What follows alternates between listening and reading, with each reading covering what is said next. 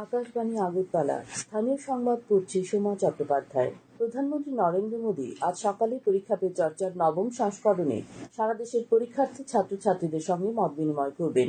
এই বার্ষিক অনুষ্ঠানটি সকাল 10টায় একাধিক প্ল্যাটফর্মে সম্প্রচার করা হবে। পরীক্ষার সময় শিক্ষার্থীদের চাপমুক্ত থাকতে সাহায্য করা এবং পড়াশোনার প্রতি আরো বেশি মনোযোগ বাড়ানোর উপর গুরুত্ব দেবে এই কর্মসূচি। আকাশবাণীর প্রতিবেদক জানিয়েছেন, পরীক্ষা পে চর্চা এখন একটি দেশব্যাপী জন আন্দোলনে পরিণত হয়েছে। মাইগভ পোর্টালের মাধ্যমে 4.5 কোটিরও বেশি শিক্ষার্থী, শিক্ষক ও অভিভাবক এতে অংশগ্রহণের জন্য নিবন্ধন করেছেন। এটি প্রধানমন্ত্রী নরেন্দ্র মোদীর ইউটিউব চ্যানেল, দূরদর্শন এবং শিক্ষা মন্ত্রকের সামাজিক মাধ্যম প্ল্যাটফর্মগুলিতে সম্প্রচার করা হবে। প্রধানমন্ত্রী নরেন্দ্র মোদী গতকাল শিক্ষামন্ত্রী ধর্মেন্দ্র প্রধানের লেখা পরীক্ষা পে চর্চা শীর্ষক একটি প্রবন্ধ শেয়ার করেছেন।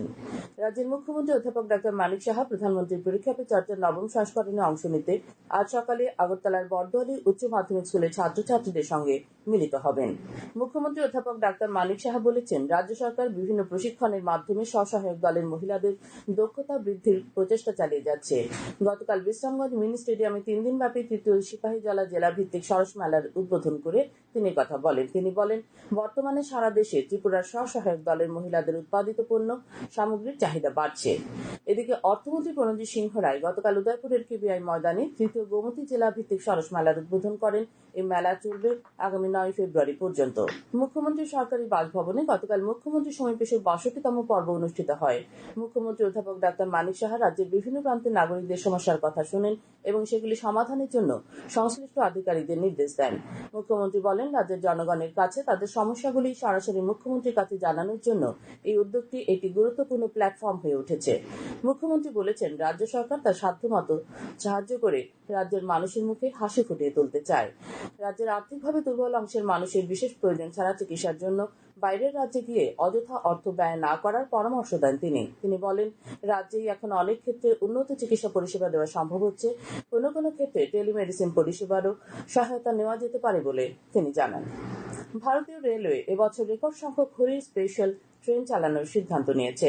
উৎসবের সময়ে যাত্রীদের দ্রুত ও ঝামেলামুক্ত যাত্রা নিশ্চিত করার জন্য সিদ্ধান্ত নেওয়া হয়েছে। রেল মন্ত্রক জানিয়েছে যে যাত্রী চাহিদার বাড়তি চাপ মেটানোর জন্য দেশের বিভিন্ন স্থানে 1410টিরও বেশি হোলি স্পেশাল ট্রেন চালানো হবে, যা পরে 1500টি পরিষেবায় বৃদ্ধি করা হতে পারে। এই বিশেষ ট্রেনগুলি প্রধানত মার্চ মাসে চলাচল করবে, যাতে প্রধান গন্তব্যগুলির মধ্যে সংযোগ বৃদ্ধি পায়। ত্রিপুরা গ্রামীণ আজীবিকা মিশনের দক্ষিণ জেলা মিশনের ম্যানেজমেন্ট ইউনিটের উদ্যোগে গতকাল বিলোনিয়ার বিদ্যাপীঠ মাঠে 4 দিনব্যাপী দক্ষিণ জেলা ভিত্তিক সরস মেলার সূচনা করেন সমবায় মন্ত্রী শুক্লাচরণ নোয়াটিয়া।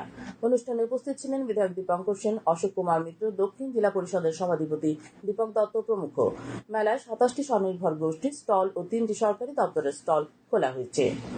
সমাজ কল্যাণ ও সমাজ শিক্ষা দপ্তরের উদ্যোগে গতকাল বিলোনিয়া শহরে কর্মজীবী মহিলাদের জন্য অস্থায়ী সখী নিবাসের উদ্বোধন করেন দক্ষিণ জেলা পরিষদের সভাধিপতি দীপক দত্ত। অনুষ্ঠানে উপস্থিত ছিলেন বিলোনিয়া পৌর পরিষদের চেয়ারম্যান নিখিল চন্দ্র গোপ, সমাজ কল্যাণ ও সমাজ শিক্ষা দপ্তরের যুগ্ম অধিকর্তা হৈমন্তী রায় বর্মন, বিলোনিয়া মহকুমা শাসক দেবাশিস দাস প্রমুখ। ভারতীয় বিমান বাহিনীর 2016 ব্যাচের স্কোয়াড্রন লিডার প্রসাদ প্রকাশ পট্টবর্ধন গতকাল রাজ্যপাল ইন্দ্রসেনা রেড্ডি নাল্লুর এসডি ক্যাম্প হিসেবে দায়িত্বভার গ্রহণ করেছেন। মহারাষ্ট্রের বাসিন্দা পট্টবর্ধন মেজর অর্জুন মালিকের স্থলাভিষিক্ত হয়েছেন। লোকভবন থেকে এই সংবাদ জানানো হয়েছে। খাদ্যমন্ত্রী সুশান্ত চৌধুরী জানিয়েছেন, আগামীকাল জিরানিয়া মহকুমার কৃষকদের কাছ থেকে সরাসরি সহায়ক মূল্যে ধান ক্রয় করা হবে। গত 28 জানুয়ারি ধর্মনগরে এক অনুষ্ঠানে কৃষকদের কাছ থেকে ন্যূনতম সহায়তা মূল্যে খারিফ মৌসুমের ধান কেনা শুরু হয়েছিল। 18,000 মেট্রিক টন ধান কেনার লক্ষ্যমাত্রা রয়েছে রাজ্য সরকারের। প্রতি কেজি 23 টাকা 69 পয়সা দরে ধান কিনছে রাজ্য সরকার। আজ দুপুর পর্যন্ত আবহাওয়ার পূর্বাভাসে জানানো হয়েছে, আকাশ সাধারণত পরিষ্কার থাকবে। দিনের সর্বোচ্চ তাপমাত্রা থাকবে 28 ডিগ্রির কাছাকাছি। আগরতলায় আজ ভোরে সর্বনিম্ন তাপমাত্রা ছিল 11.4 ডিগ্রি সেলসিয়াস, যা ছিল স্বাভাবিকের চেয়ে 1.4 ডিগ্রি কম। স্থানীয় সংবাদ এখনকার মতো শেষ হলো।